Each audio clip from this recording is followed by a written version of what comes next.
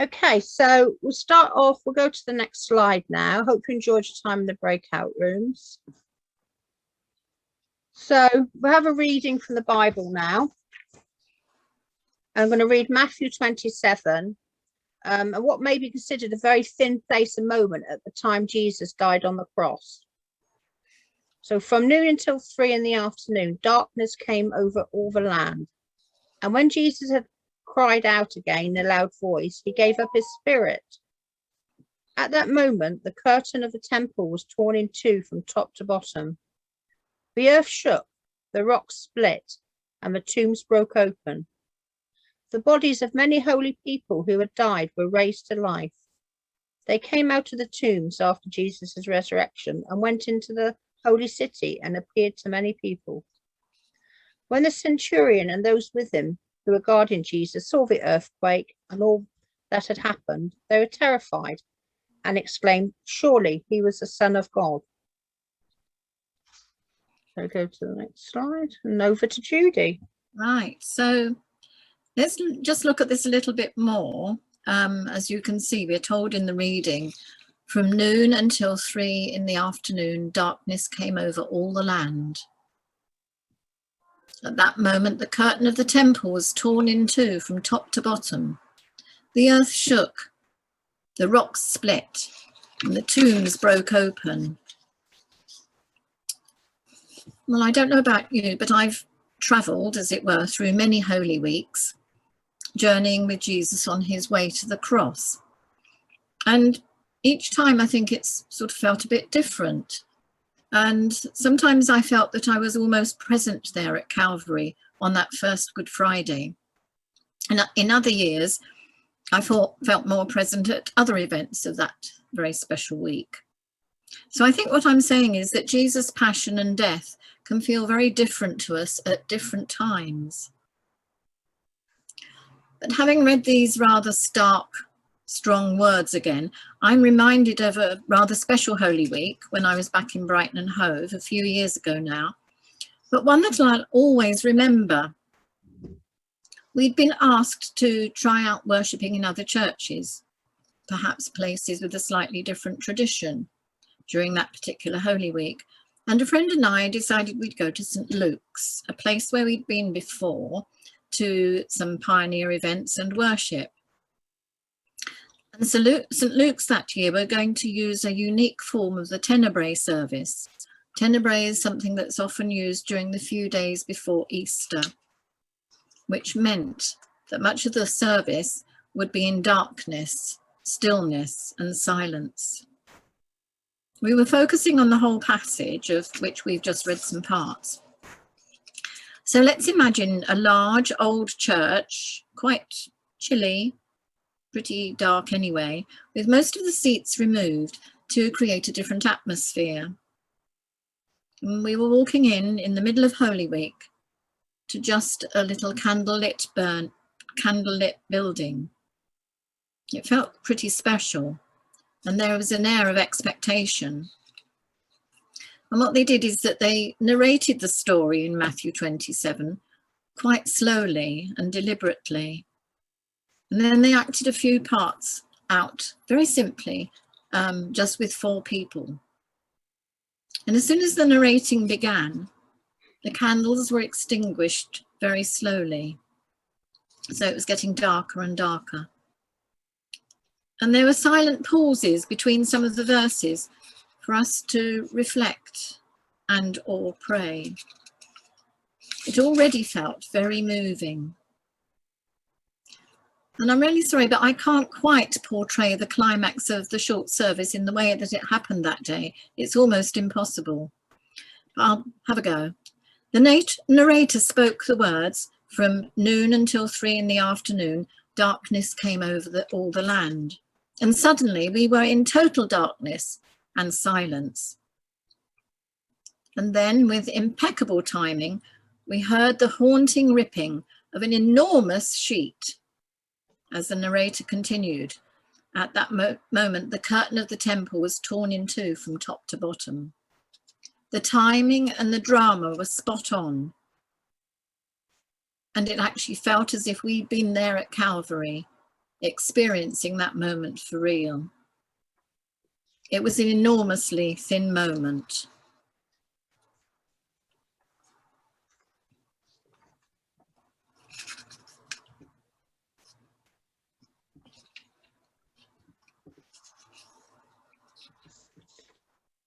I'd like to talk about a particular thin moment I had. It's very, very memorable to me, and it was actually before I became a Christian. So at the time, I didn't even know what it was. I've always remembered it as being something I couldn't explain really. I was age 20 and riding a ski lift in Austria.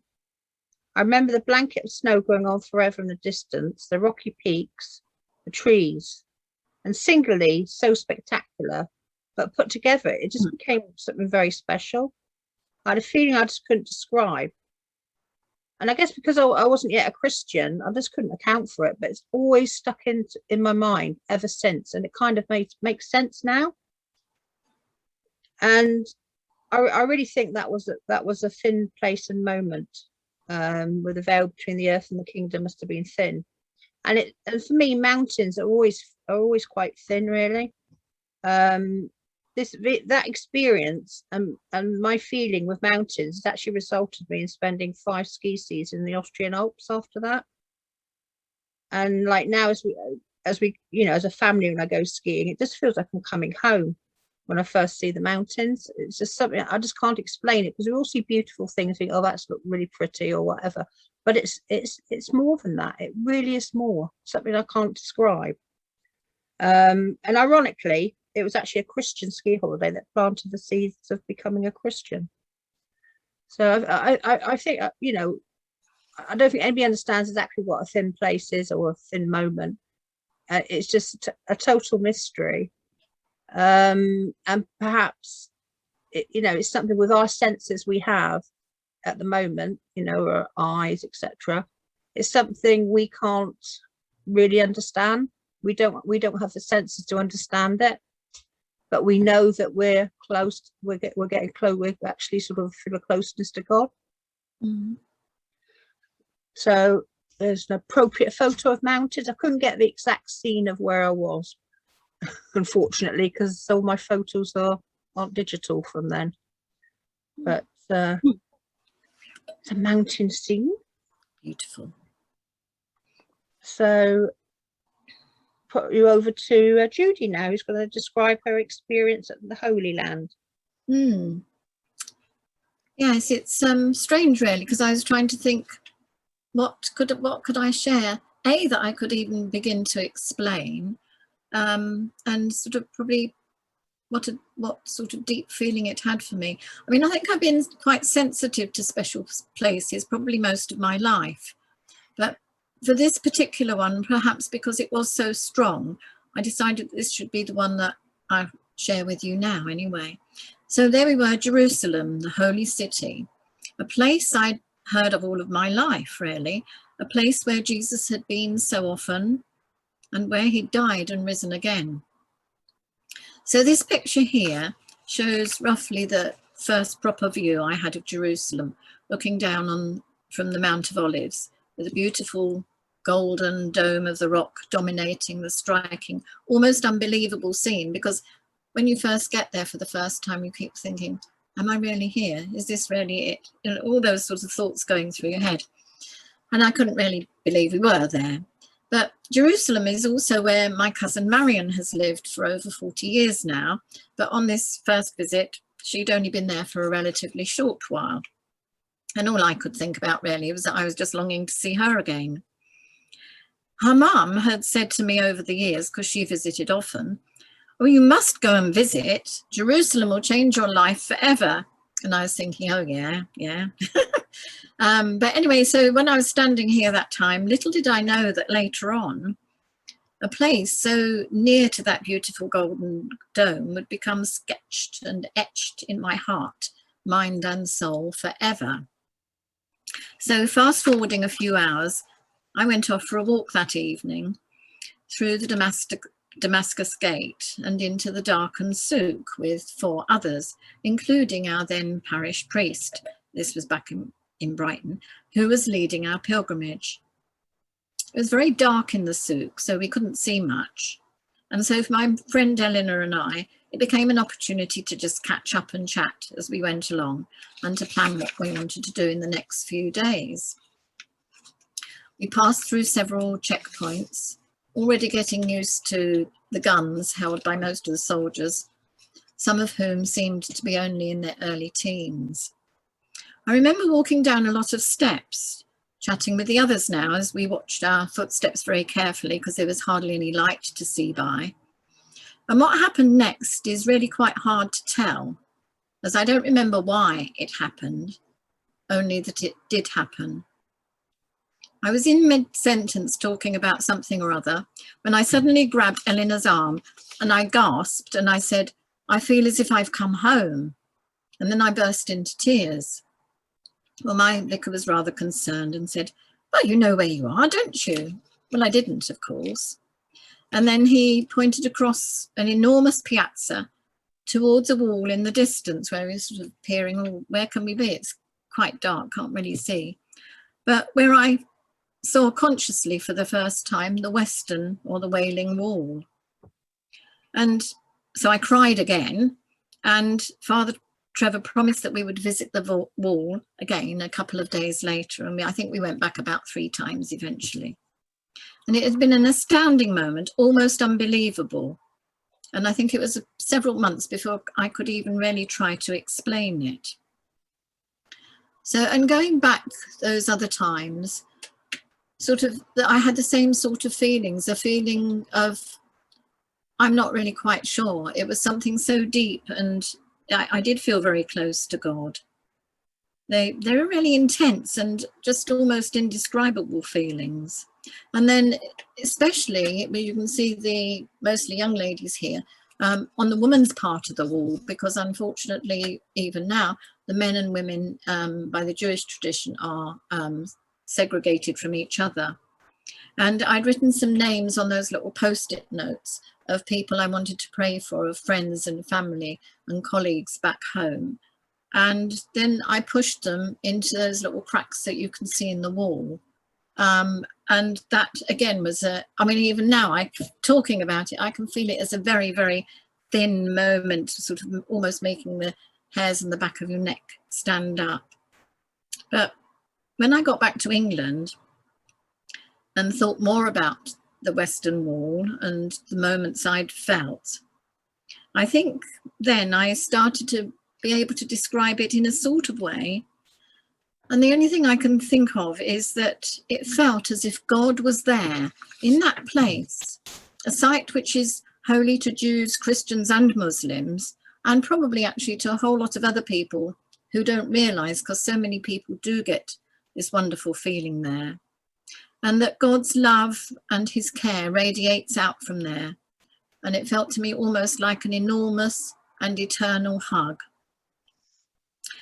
So those experiences there were some of the most powerful experiences I've had of thin places. And my auntie was right. Visiting Jerusalem certainly did change my life forever.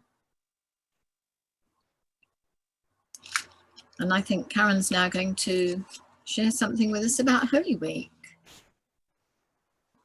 Yeah, this was an experience. This is I think it's more of a thin moment than a thin place. I'd been a Christian for around 6 months. It was my first ever Holy Week.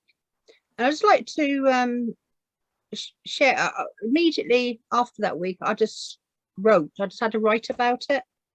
And I just want to, if you don't mind, I'm just going to include a few excerpts from what I wrote at the time, if that's okay. So just to give you the background, when I was a new Christian, when I entered Holy Week, Jesus was living in books and stories, and it was really all about me instead of being all about him. And then at the end, I ended Holy Week with Jesus living in my heart and a feeling of deep joy.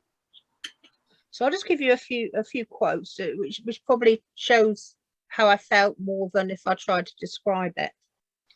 So I'll start with that. Up until now, Easter has always been about weighing up my desire for copious amounts of Easter eggs versus how much weight gain this would involve. Now it means something entirely different. My week has been full of images, words, light, dark, silence, contemplation, and joy. A week of focusing on Christ with like-minded friends. The week began with it all being about me instead of being all about him. This all about me sentiment stayed with me until Thursday's midnight vigil and the altar of repose. Something then changed inside of me. As I sat in silence, I was totally immersed in the vision of the altar of repose, which I've actually got a photo of there on the screen.